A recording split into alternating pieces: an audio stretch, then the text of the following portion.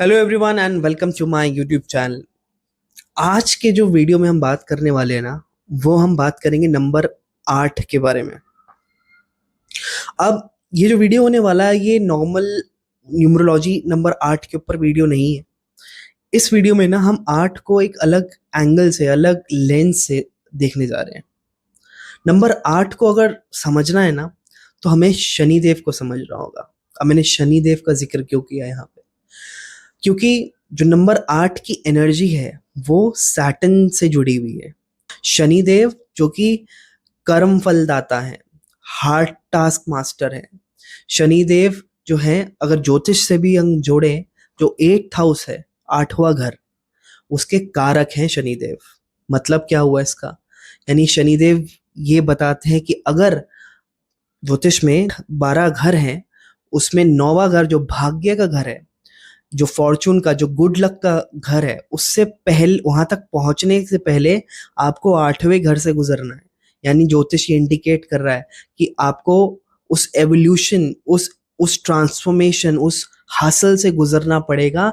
तब जाके आपको वो 9वें घर का जो फ्रूट है, जो लक है, वो आप एक्सपीरियंस कर पाओगे। तो शनिदेव का यहाँ पे कनेक्शन इस तरह से है कि अगर आपको लाइफ में कुछ अचीव करना है, you have to go through that hardship, उस स्ट्रगल से आपको गुजरना पड़ेगा। आप देखोगे, वो मूवीज में देखते हो ना, हल्क, जब वो हल्क बन रहा होता है तो कैसे वो पेनफुल प्रोसेस से गुजरता है, तब वो एकदम पावरफुल हल्क बन जाता है।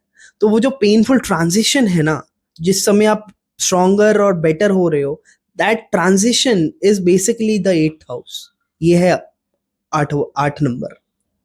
आप देखोगे कि जैसे 8वां घर की हम बात कर रहे थे, 8वां घर क्या दिखाता है? सडन अप्स एंड डाउन्स को दिखाता है। एकदम से कुछ स्ट्रगल, कुछ ऐसा हार्ड पीरियड। जब भी 8th हाउस एक्टिवेट होता है, अष्टमेश की दशा जैसे हम बोलते हैं, ज्योतिष में लगती है, तो लाइफ में कुछ ना कुछ स्ट्रगल लाता है। और शनि का जब पीरियड आता है तो भी स्ट्रगल आते हैं। भले ही शनि किसी का फेवरेबल प्लैनेट हो कुंडली में, लेकिन वो रिजल्ट अपने फ्लेवर से ही देते हैं। यानी कि वो मेहनत तो कराते ही कराते, उस हार्डशिप से तो गुजरते ही गुजरते हैं। 7.5 से अक्सर बहुत लोग डरते हैं। हमारे prime minister honourable Narendra Modi ji जो हैं, 7.5 में पीएम बने थे। बट क्योंकि 7.5 लगी थी, तो आप देख सकते हो कि उन्होंने कितना हार्ड वर्क किया पीएम बनने के बाद, कितना ट्रैवल किया। इंटरेस्टिंगली एक चीज अगर आप नोट करो कि अ, जो प्राइम मिनिस्टर नरेंद्र मोदी जी हैं, वो जब भी कुछ भी इन्होंने कुछ ऐसा अनाउंसमेंट किया है जो, जैसे मैंने कहा ना, 8th हाउस सडन चेंज को लेके आता है, तो वो अनाउंसमेंट भी उन्होंने, अगर आप नोटिस करोगे, it's a interesting, I don't know it's a coincident और व्हाट, बट 8 बजे जो वो बोलते हैं कि आज 8 बजे वो अनाउंसमेंट करेंगे। Maybe this could be another reason कि वो प्राइम टाइम होता है, वो सारी चीजें हैं। बट अगर एस्ट्रोलॉजिकल लेंस से हम बात कर रहे हैं, तो 8 अगेन जो है वो 8 नंबर आ गया यहाँ पे, जो कि सडन चेंज को दर्शाता है, जो कि सम काइंड ऑफ हार्डशिप को दर्शाता है। सो 8 PM मोदी जी के कुछ भी ना, आप देखो 2016 में डीमोनेटाइजेशन हुआ, ठीक है, वो भी 8 बजे अनाउंस हुआ। फिर मार्च में, आई थिंक 19 मार्च को जनता कर्फ्यू का अनाउंसमेंट किया मोदी जी ने। 24 मार्च को 2020 में पूरे देश में लॉकडाउन लग गया। ये भी सारे के सारे इवेंट्स 8 बजे अनाउंस हुए। तो 8 का कनेक्शन देखो, आप देखोगे हर जगह कहीं ना कहीं कुछ ऐसा फियर्स एनर्जी से, कुछ something something tough to deal with, उससे कहीं ना कहीं जुड़ा हुआ है। तो शनिदेव से जो जुड़े देवता है ना, माँ काली, अगर देवी फॉर्म में देखें, माँ काली जुड़ी हुई है शनिदेव से।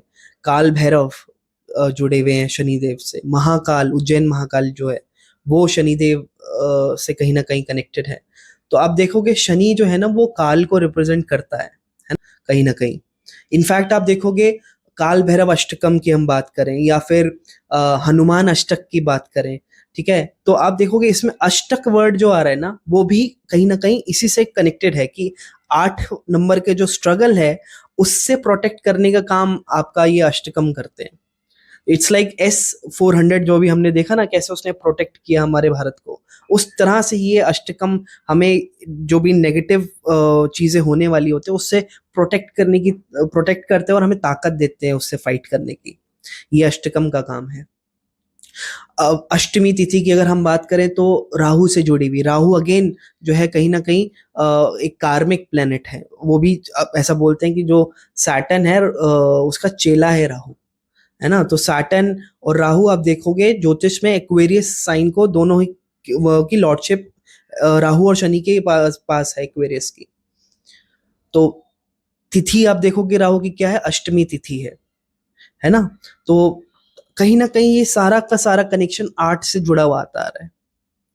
तो ये मेरा ऑब्जर्वेशन था आर्ट को लेके कि कैसे आर्ट का जो नंबर है वो कितना ट्रांसफॉर्मेटिव नंबर है ना।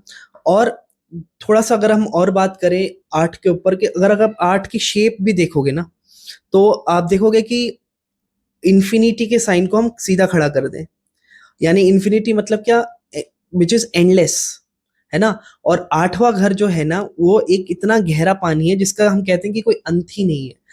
it's a house of deep research, going deep is eighth house, eighth house से कनेक्शन ही डीप चीजों का है ना। तो इवन भगवान शिव का जो डमरू है आप देखोगे वो भी यही रिप्रेजेंट कर रहा है, उसका भी शेप अगर आप देखोगे तो कहीं ना कहीं वो इन्फिनिटी का सिंबल बन जा रहा है ना, विच रिप्रेजेंट्स की लॉर्ड शिवा इज एटर्नल, मतलब वो समय से भी परे हैं, उस मतलब काल के काल है, वो महाकाल है शिव जी। तो वो जो रिप्रेजेंटेशन है डमरू की वो कहीं ना कहीं वहां से जुड़ी हुई है। तो आप देखोगे कि 8 नंबर से जुड़ी हुई चीजें कितनी मिस्टिकल हैं। So this was number 8 from a different perspective. I hope you like the video. मिलते हैं अगले वीडियो में, अंटिल देन बाय बाय।